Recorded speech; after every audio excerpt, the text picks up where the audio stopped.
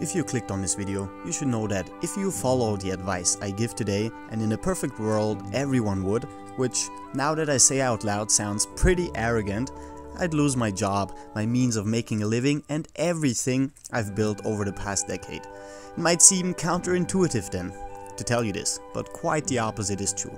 I do not believe my job should even exist. But we are jumping the proverbial gun here, so let's start at the beginning. The individual is wise and brave in virtue of his reason and spirit respectively.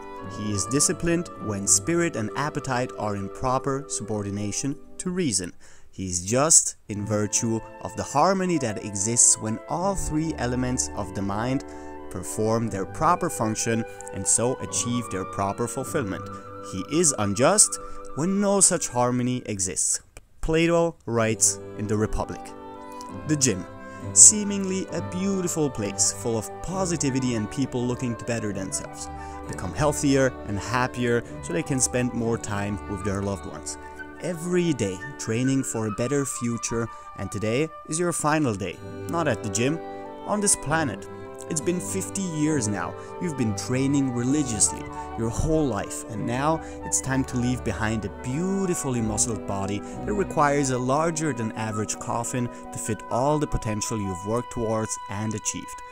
Yet a deep feeling of regret overcomes you, and you think back on all the hours you've toiled, sculpted, and cared for this now empty husk that will wither away and become dust once more. Suddenly, the gym seems more like a dystopian byproduct of the civilization we have built, where comfort has become a right rather than a privilege, where you can get from your home to your job and back only walking 10 steps, from the door to the car and back again. Up and down the elevator, of course, you wouldn't want to start sweating and ruin your clothes, or worse yet, disrupt the smell of aftershave you have slathered all over you, so you can smell like a rosebush. Or a perfectly oiled engine, if you're a man. You wonder, could you have been so blind to what's right in front of you? How could you have been so stupid and yet so convinced that what you're doing is right? When I was a wee lad, a young teenager, growing up in Austria, I looked up to a handful of people, but none more than the GOAT himself, Arnold. See, this man had made it from an unknown backwater village nestled in the Alps to become one of the most famous people on the face of the planet. And he did it by becoming larger than life, quite literally, considering the amount of PEDs it takes to build a body that can tower over the statue of David, yet can seem more elegant, and at the same time a body that has not been seen before, one that the ancient Greeks would have very likely worshipped and adored for centuries. At the risk of sounding gay, the perfect male form, and I wanted it for myself. It must have been luck then that my uncle owned a gym of his own, and I didn't need to pay for access nor for having him teach me everything he knew.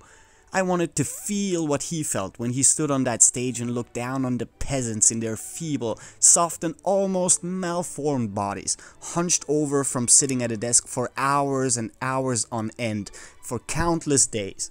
So my journey began, but it didn't take me where I thought it would. Sure, I enjoyed being sculpted, I enjoyed looking strong, but with that came a sense of dread and despondency. What was I doing here? What even is this body that I'm working on but a sack of blood and flesh that will rot away in the most unsavory way possible? Why even bother? Have we always looked this way? Have we always lived this way? Why was it necessary for me, a human, to train when I've never seen another animal at the gym before? You know, the questions you ask yourself when you've been visiting Amsterdam one too many times a year and the psilocybin has warped your understanding of reality. Where are the animal gyms?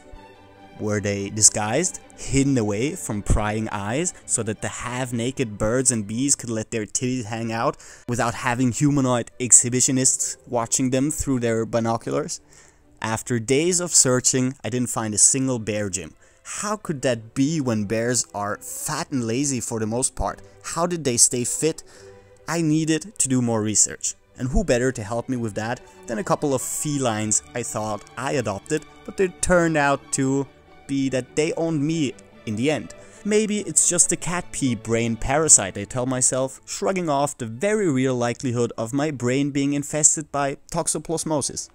These little fuckers, pardon my français, slept for 16 to 20 hours a day, right in front of me, yet they never curled a single biceps. Maybe they didn't even have bicepsies. Who other than a couple of science hippies even knew cat musculature? Regardless, I noticed something else in their behavior.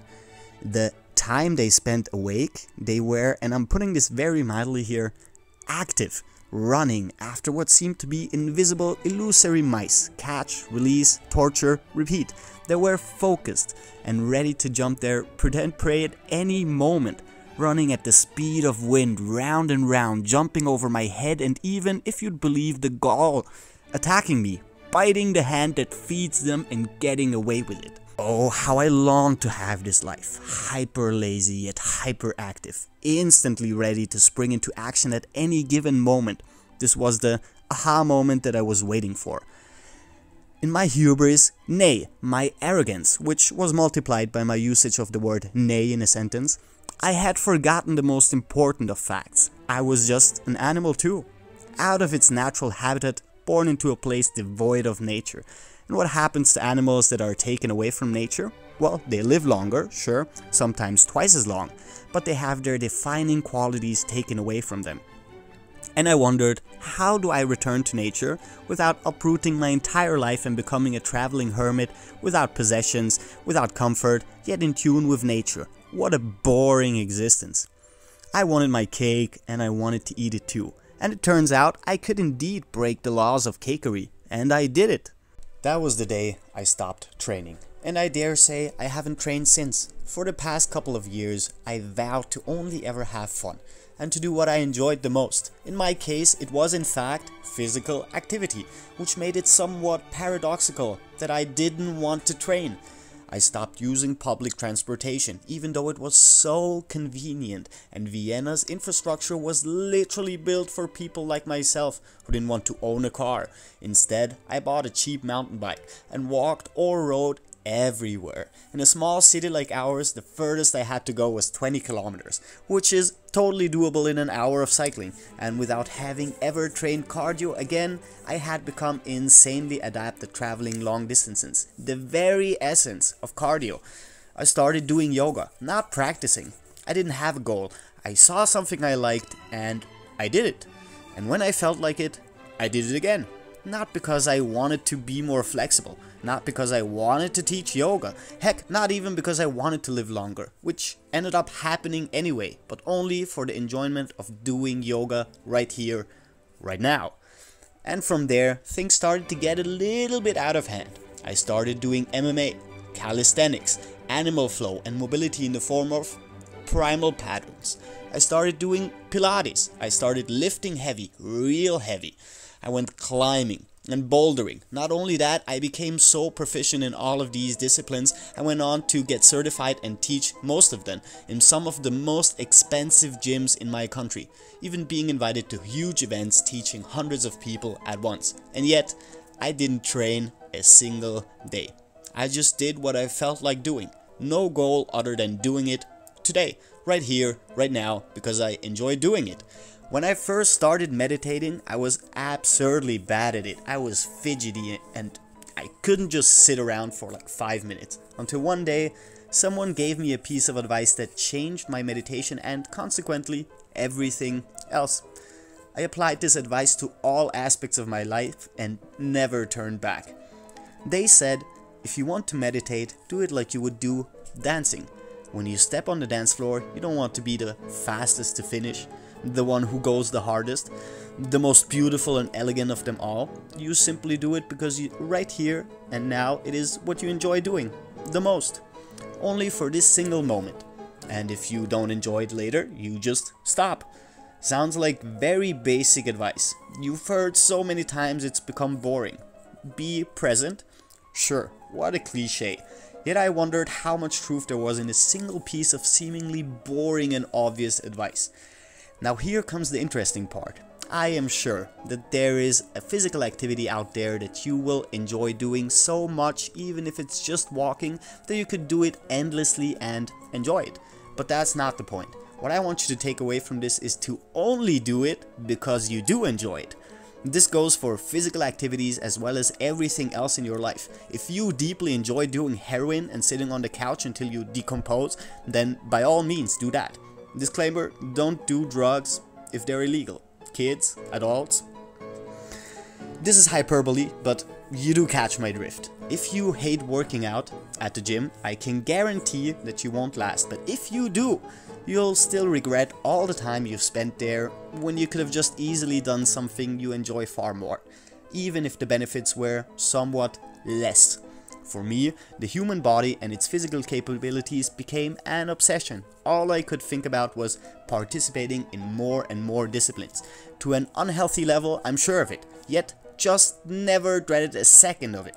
So much so that I still teach most of these disciplines, even going so far as to record it and put it up on YouTube for everyone to see.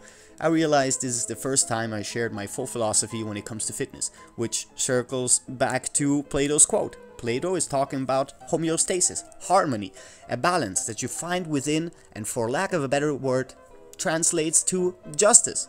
You are doing yourself a disservice, an injustice, if you will, forcing yourself to train. I'd much rather you didn't, even if it did benefit you, even if you are going down a very unhealthy path. And I realize what I'm saying is very radical for someone who makes their living from these kinds of decisions.